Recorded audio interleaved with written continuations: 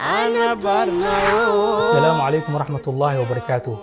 وعشر كيني تحناها هاي تضباط لها اسبوع والبا ان كبرانيني فرسمة عصب تضباط كاني وحان ديردا ان كسارينا هب waxtar leh oo aad ku ziyaadin karto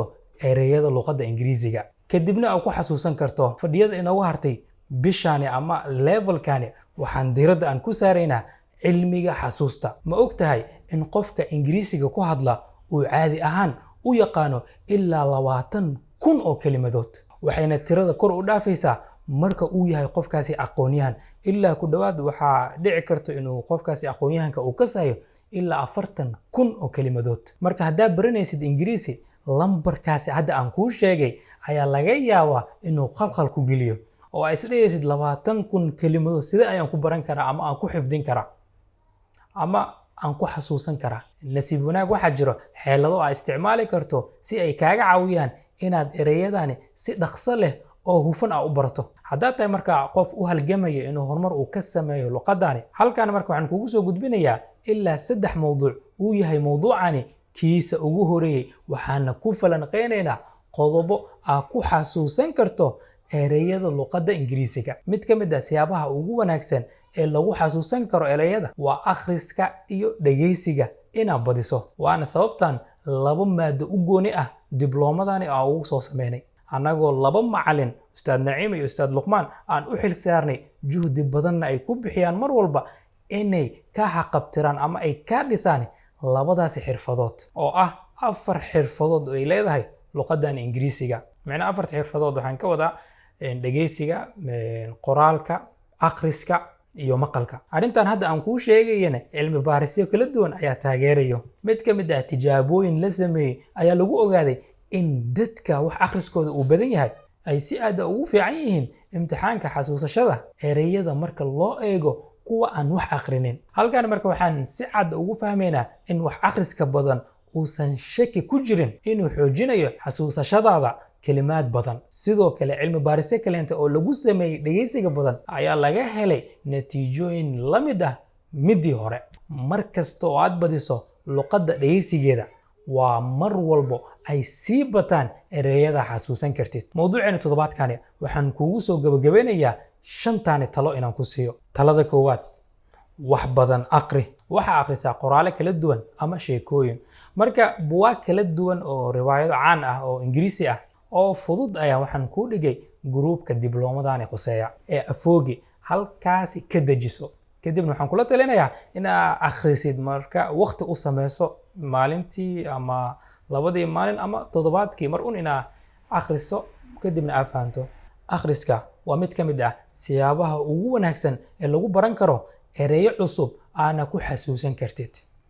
talada labaad sida akhriska oo kale dhageysigana badi iyadana waa hab cajiib ah ku xasuusan kartid ereyo cusub ayna kugu dhagi karto maskaxdaada marka hadaa ila socotay toddobaadka 10aad ee taxanaha mowduucani qaybtiisa toddobaad waxaan kugu soo gudbiyay abiska dhisi karo xirfadaha dhageysiga inaad ku laabato ayaan kula talinayaa talada saddexaad inaad ku hadalka badiso marka halkaan waxa wanaagsan waxa waaye inaad raadsato saaxiib markaasi iskula sheekaysataan Ingiriisiga ama adiga nafsadaada hada la hadal macnaha mar hadaan ku dhaw saaxiib raadi waxa dhici karto meesha inaa waysid kadib ka caajistid marka adiga naftarkaada la sheekayso sida wanaagsan inaad samaysid ay tahay waxa waa inaad miyaarada istaagtid adiga miyaarada wada sheekaysataan ama mobile inaad soo qabsatid mobilka codkaada aad ka duubtid mar walbana aad ogaatid horumarka aad sameynaysid marka waan kula talinayaa arintaasi ha yareysanin marka erey walba oo kugu cusub ama markaasi aad baratid u samee jumlado oo dhameystiran iyadana hore ayaan kugu soo baray habka fudud aad jumlad ku sameyn karto waxa ku laabataa toddobaadka 11aad ee taxanaha mowduucani qaybtiisa 8aad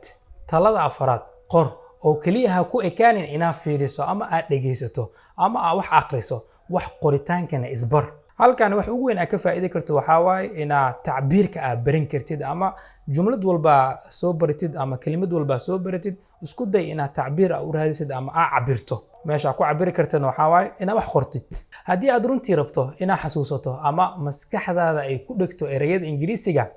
aqri dhageyso qor kuna hadal. Talada shanaad ahna midda ugu dambeysa daawo filimaanta ama barnaamijyada tarjumaada wata. marka halkaan aan u fahmin inaan ka wado tarjumaada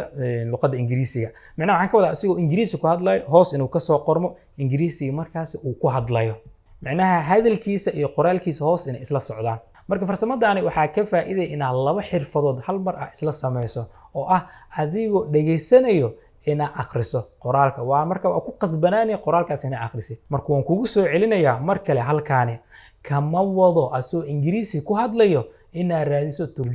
tarjumaad luqad kale isla Ingiriisigiisa uu ku hadlaya asiga inay hoos ku soo dhigmaan ayaan rabaa ina barnaamij noocaasi ama muuqaal noocaasi ina raadisid. marka haddii raadin karin ama aadan aqoonin barnaamij noocaas meel laga raadiyo waxaan kula talinayaa inaad TED website-kooda gasho ama channel-kooda ama linkii qaybta hoose ayaan kuu soo dhigayaa. marka halkaas waxaa ka helaya mawaadiic kala duwan oo mid walbana qoraalkiisa hoose u wato asoo Ingiriisi ama luqado kale. marka aniga si weyn aan kula talin waxa waaye English to English. marka mowduuc toddobaadkani halkaan ayaan ku ekeenayna waxaan rajaynayaa inuu ahaayay mid faa'iido leh. waa mahadsantihiin. waxaan u balanaa toddobaadka dambe insha Allah.